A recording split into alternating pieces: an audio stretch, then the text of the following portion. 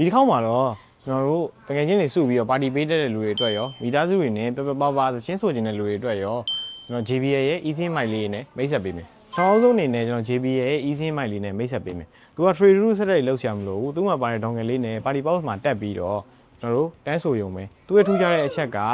karaoke version ရှာကြရမလို့ကျွန်တော် YouTube မှာကြိုက်တဲ့သချင်းကိုဖွင့်ကျွန်တော်သူ့ရဲ့ AI စနစ်နဲ့မူရင်းအဆိုတော်အတန်ကိုဖျောက်ပြီးတော့ကျွန်တော်တို့တန်းဆိုလို့ရတယ်။သူ့ရဲ့ AI စနစ်ကဘယ်လိုလုပ်လဲဆိုတော့မူရင်းဆိုတော်အတန်ကို 25% 50% နဲ့ 100% ဆိုပြီးတော့ချိန်လို့ရတယ်။ကျွန်တော်နောက်ကမူရင်းဆိုတော်အတန်လေးနည်းနည်းပါမှာဆိုတဲ့လူတွေအတွက်တော့ဒါလေးကပိုအဆင်ပြေ။အတန်မကောင်းရင်တော့စိတ်မမြင်နဲ့။သူ့မှာပါတယ် page support တို့ revert တို့ပါလို့ကျွန်တော်အထာကြကြအတန်လေးတွေကိုထွက်တယ်။သူ့ရဲ့ wireless စနစ်ကဘယ်နေရာမဆိုအလွယ်တကူတည်သွားလို့ရတယ်။သူ့ရဲ့ battery ကလည်း10နာရီလောက်ထိခံတာဆိုတော့ပါတီပွဲပြီးရင်တော့မှ after ဆက်လို့ရတယ်။တော့တငယ်ချင်းတွေနဲ့ပဲကဲတယောက်တည်းပဲအပြီးပြင်ဆိုအထားကြတဲ့ accessory လေးဖြစ်နေအောင်ပါဒီကောင်လေးကပါတီပေါက် club 120 stage 320 on the go to စတဲ့ compatible ဖြစ်တဲ့ speaker တွေနဲ့ချိတ်ဆက်ပြီးသုံးလို့ရတယ်ကျွန်တော်တို့ကို့မှာ compatible ဖြစ်တဲ့ party speaker တစ်ခုရှိထားပြီဆိုရင်တော့ဒီကောင်လေးကဆောင်းထားတဲ့ gadget လေးဖြစ်တယ်နောက်ထပ်တစ်ခုကတော့ easy mic mini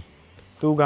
ကျွန်တော်တို့တင်းငယ်ပြီးတော့ပို့ပြီးတော့ကြစ်လက်တယ်ကျွန်တော်တို့တချင်းဆိုဖို့အတွက်တည်းမဟုတ်ဘူးကျွန်တော်တို့TikTok ဗီဒီယိုတွေပဲဖြစ်ဖြစ် Reels ဗီဒီယိုတွေပဲဖြစ်ဖြစ်ရိုက်ရှင်တဲ့လူတွေအတွက်အတန်ဖမ်းတဲ့နေရာမှာသုံးကျင်လဲသုံးလို့ရတယ်။လက်ကနေမိုက်ကြီးမကင်ပဲနဲ့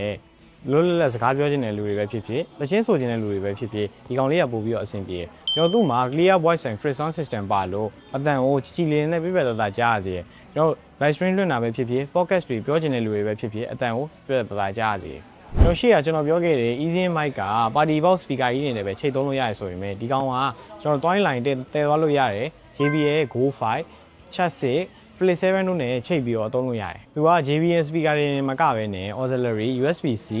နော် Bluetooth 5.3တို့ကနေပြီးတော့ချိတ်ဆက်ပြီးတော့ကျွန်တော်တို့ရဲ့ phone tablet laptop တွေကနေပြီးတော့ application ကတစ်ဆင့်သူ့ကိုအတန်သွင်းနိုင်တယ်သူကအိတ်ကတ်ထဲထည့်လို့ရတဲ့အထိပေါ်ပွားချစ်လက်ပြီးတော့သူ့ကို charging case ထဲထည့်လိုက်တာနဲ့ power pay charging case တွေကထုတ်လိုက်တာနဲ့ power ပြန်ဖွင့်တယ် auto on off system လည်းပါတယ် battery က6နာရီထိခံပြီးတော့ကျွန်တော်အပြင်သွားရင်းလာရင်းနဲ့သချင်းဆိုရင်လည်းအတန်သွင်းနေတဲ့လူတွေအတွက်လည်း JBL easy mic mini လေးကအထာကျတဲ့ gadget လေးဖြစ်ရွေးလို့ပေါအောင်ဒီလိုအထာကျတဲ့ JBL mic အပြင် JBL product မျိုးစုံကိုကျွန်တော်တို့ရဲ့ Inwa IDM Mobile ကုန်တယ်လန်းဆိုင်ခွဲနဲ့ပင်လုံလန်းဆိုင်ခွဲမှာဝယ်ယူလို့ရနေပါပြီနောက်ဗီဒီယိုတွေမှာတွေ့ကြတာပေါ့